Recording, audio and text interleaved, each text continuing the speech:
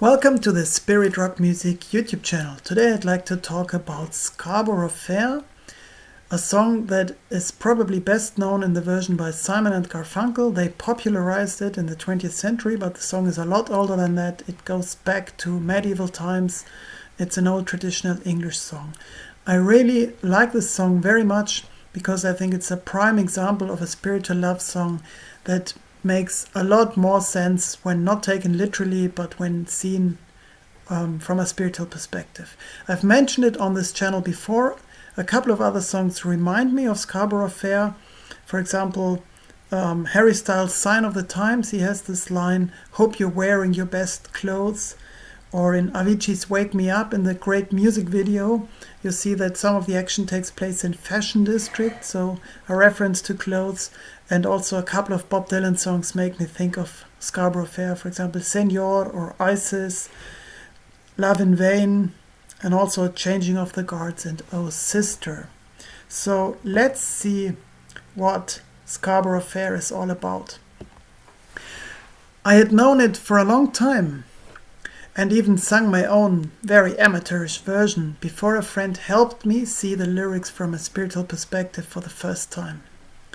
The traditional tune is believed to be several centuries old, and Simon and Garfunkel's version was released in 1966 on the album Parsley, Sage, Rosemary and Thyme.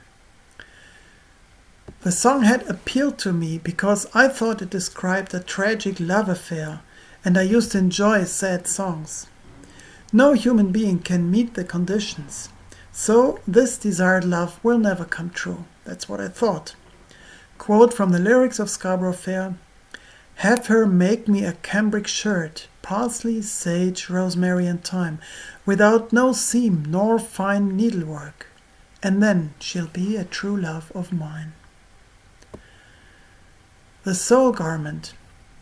From a spiritual perspective, the unrealizable conditions hint, verse by verse, to a different realm. For those who value the Bible, this may relate to Jesus' words, quote, "My kingdom is not of this world." We can find that in John chapter 18, verse 36. How can clothes be made without seam or needlework? Such imagery often relates to subtle energies, which are usually invisible to human eyes. He who has purified his soul and cleaned it from all earthly desires becomes worthy of wearing a truly noble robe again. The Bible makes several references to white or gleaming garments. For example, we can find them in Luke chapter 9 verse 29, or in Mark chapter 9 verse 3, or in Revelation chapter 3 verse 5. Another quote from the lyrics of Scarborough Fair: "Have her wash it in yonder dry well, parsley, sage, rosemary and thyme, where water never sprung nor drop of rain fell, and then she'll be a true love of mine." End of quote. Where on earth could you wash clothes in a fountain where water never sprung nor drop of rain fell?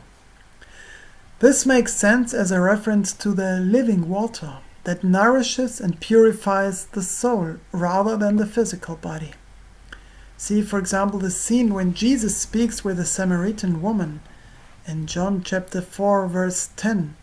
This is also the topic of a song by Peter, Paul and Mary called "Jesus Met the Woman." Different versions of Scarborough Fair include different verses. The common theme, however, remains: conditions impossible to meet from a material perspective. However, the wording is positive, which may imply it is possible after all to reach the goal, even if not by our usual earthly means. Only the newborn soul will fulfill what has to be done and finally meet her groom, the Spirit. Another quote from Scarborough Fair's lyrics: "Dear, when thou hast finished thy task, parsley, sage, rosemary and thyme, come to me my hand for to ask, for thou then art a true love of mine." End of quote.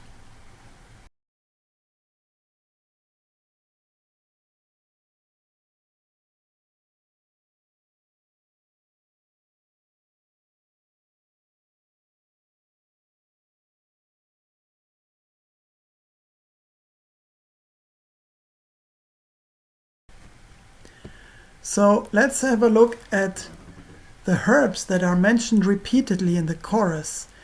These may also be interpreted in a spiritual sense. Parsley, known to aid digestion, may help removing bitterness, and this is an integral aspect of purifying the soul. Parsley was used by Paracelsus, who aimed at holistic healing. Sage was a symbol of strength, sometimes also wisdom, in Celtic tradition. Rosemary is associated with love and fidelity. In a spiritual context, it may refer to loyalty, to one's innermost core, the immortal spark. And finally, thyme can symbolize courage. In our context, the courage to entrust oneself to the inner journey, even if the consequences are not always pleasant for one's personal life. And finally, I'd like to reference the Hymn of the Pearl, which can be found in the Acts of Thomas.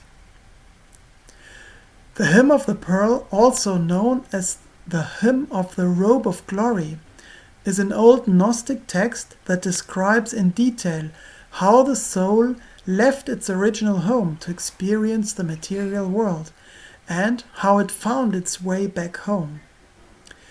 As he returns to his father's kingdom, the narrator is sent his majestic garment. The text makes it clear that this is a state of being that cannot be enforced untimely. A quote from the Hymn of the Pearl: "And in its kingly movements, it poured itself entirely over me." End of quote. Well, that was it. I hope you find this song Scarborough Fair as inspiring as I do, and you see maybe references in other songs that fit into this context. I'd really like to hear your views about this song and how you see it. If you like the video, give it a thumbs up. Consider subscribing the channel if you haven't already. All the best for your own quest. See you next time. Ciao.